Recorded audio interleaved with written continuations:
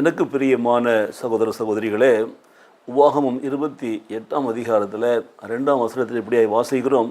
நீ உன் தேவனாய் கர்த்தரின் சத்தத்தை செவி கொடுக்கும் பொழுது இப்பொழுது சொல்லப்படும் ஆசீர்வாதங்கள் எல்லாம் வந்து உன்மேலே உனக்கு பலிக்கும். உபாகமம் 28 7ஆவது வசனத்தில் வாசிக்கிறோம்.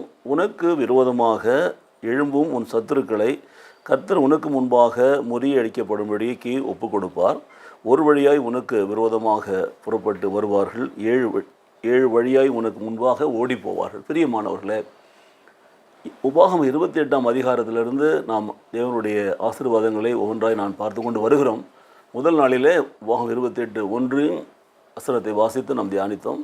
அடுத்த நாள் 2வது வசனத்தை 2க்கு அப்புறம் ஒவ்வொரு வசனமாக சேர்த்து நாம் வாசித்து கொண்டு வருகிறோம்.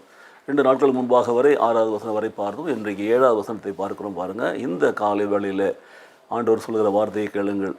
உன் தேவனாகிய கர்த்தரின் சத்தத்துக்கு செவி கொடுக்கிற பொழுது, அவருடைய சத்தத்தை கேட்டு அவருடைய கற்பனைகளை கேட்டு அதன்படி நாம் நடக்கிற பொழுது இப்பொழுது சொல்லப்படும் ஆசீர்வாதங்கள் வந்து உண்மையிலே உனக்கு பலிக்கும். ஒன்று அதுதான் நாம் பார்க்குறோம்.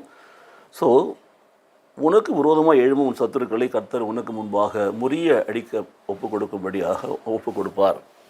சத்துருக்களை கர்த்தர் நமக்கு முன்பாகவே முறிய அடிக்கும்படி ஒப்பு கொடுப்பார் என்று ஒரு வாக்குத்தத்தத்தை தேவன் கொடுக்கிறார்.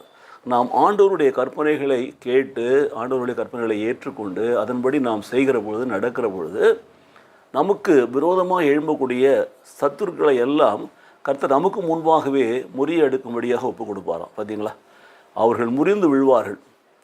அவர்கள் நமக்கு முன்பாகவே முறிந்து விழுவார்கள். சத்துருக்கள் நமக்கு விரோதமாக இருக்கிற பொழுது நாம் கர்த்தரின் சத்தத்திற்கு கீழ்ப்படிந்த பிள்ளைகளாய் வாழ்ந்தால், கர்த்தரின் கற்பனைகளுக்கு கீழ்ப்படிந்த பிள்ளைகளாய் வாழ்ந்தால், அவருடைய வசனங்களுக்கு கீழ்ப்படிந்து நடந்தால் நமக்கு முன்பாகவே அவர்களை கர்த்தர் முறியடிப்பார். அவர்கள் நம்மை மேற்கொள்ள முடியாது. அவர்கள் கொண்டு வரும் உபத்திரங்கள் நம்மை சேதப்படுத்தாது. கர்த்தர் நம்ம நெருங்குவதற்கு முன்பாக அவளை முறியடிக்க ஒப்பு கொடுத்து விடுவார்.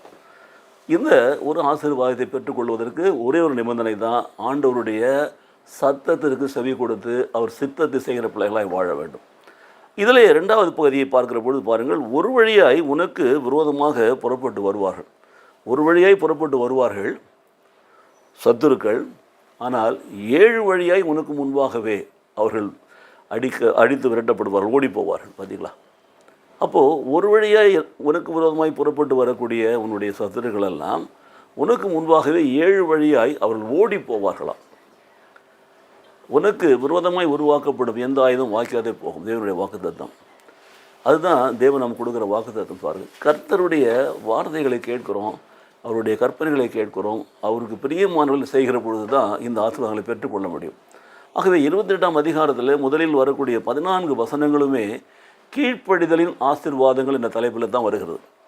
ஸோ இன்று நான் உனக்கு விதிக்கிற உன் தேவனாய கர்த்தரின் சத்தத்திற்கு நீ உண்மையாய் செவி கொடுத்து அந்த சத்தத்திற்கு செவி கொடுப்பாயானால், வலப்பக்கம் இடப்பக்கம் சாராமல் அதன்படி செய்வாயானால் உனக்கு பின்னால் சொல்லப்படக்கூடிய ஆசீர்வாதம் வந்து உனக்கு பலிக்கும். ஒன்று அதுதான்.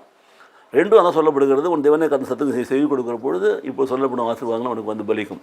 ஸோ 1ம் 2ம் போக மிச்சம் 12 வசனங்களிலும் 12 விதமான ஆசீர்வாதங்களை தேவன் கீழ்ப்படுகிற பிள்ளைகளுக்கு, தேவனுடைய கற்பனையின்படி நடக்கிற பிள்ளைகளுக்கு, சித்தத்தை செய்கிற பிள்ளைகளுக்கு கொடுக்குறார். இந்த காலை வேளையில் நமக்கு கொடுக்குற 2 ஆசீர்வாதத்தை பார்த்தீங்களா? உன்னுடைய சத்துருக்கள் எல்லாம் உனக்கு எதிராக புறப்பட்டு வர சத்துருக்கள் எல்லாம் உனக்கு முன்பாகவே முறியடிக்கப்படும்படி ஒப்பு கொடுப்பார் ஆண்டவர். அதோடு மாத்திரமில்லாமல் ஒரு வழியாய் புறப்பட்டு வருகிற அத்தனை பேருமே 7 வழி உனக்கு முன்பாக ஓடி போவார்கள். எவ்வளோ பெரியதான் ஒரு ஆஃபீஸும். கர்த்தருடைய சத்தத்துக்கு செவி ஒப்பு கொடுப்போமா? என்ன நம்முடைய வாழ்க்கையில் நமக்கு கஷ்டங்கள், வேதனைகள், உபத்திரங்கள் வந்தாலும் ஒரு நாளும் நம்ம கர்த்தருடைய வசனத்தை விட்டு விலகி போகக்கூடாது. அவர் சத்தத்தை கேட்டு அவர் சித்தத்தின்படி செய்கிற பிள்ளைகளாக ஒப்பு கொடுத்தோம் என்று சொன்னால் கர்த்தர் நம்ம இப்படியாக பாதுகாத்து ஆசீர்வதிப்பார். ஜெபிப்போமா? நேசிக்கிற நல்ல பிதாவே, இந்த நாளில் கொடுத்த ஆசீர்வாதங்களுக்கு நன்றி செலுத்துகிறோம் சுவாமி. ஆண்டவரே, நம்முடைய சத்தத்துக்கு நாங்கள் செவி கொடுத்து அதனுடைய நடக்கிற பொழுது கர்த்தர் எங்களுக்கு முன்பாக வரக்கூடிய சத்துருக்களை எங்கள் முன்பாகவே முறிய அடிக்கப்படும் ஒப்புக் கொடுக்கறதுக்காக உங்களுக்கு சோதரம். அதோடு மாத்திரமில்லாமல் ஒரு வழியாய் வரக்கூடிய சத்துருக்களை 7 வழியாய் ஓடி போக செய்கிற தெய்வமே உங்களுக்கு கொடான கூடி சோதரம். எங்கள் சத்துருக்களிலிருந்து எங்களை விடுதலையாக்கி பாதுகாப்பதற்காக உங்களுக்கு நன்றி செலுத்துகிறோம். எங்களுக்கு விரோதமாய் உருவாக்கப்படும் எந்த ஆயுதம் வாய்க்காத போய் சொன்ன வசனத்தின்படியாக எங்களை பாதுகாத்து நடத்துவீராக. இந்த நாள் முழுவதும் எங்களை நடத்தும், எங்கள் வாழ்நாள் முழுவதும் எங்களை நடத்தும். இயேசு கிறிஸ்து நாமத்திலே பிதாவே, ஆமென்.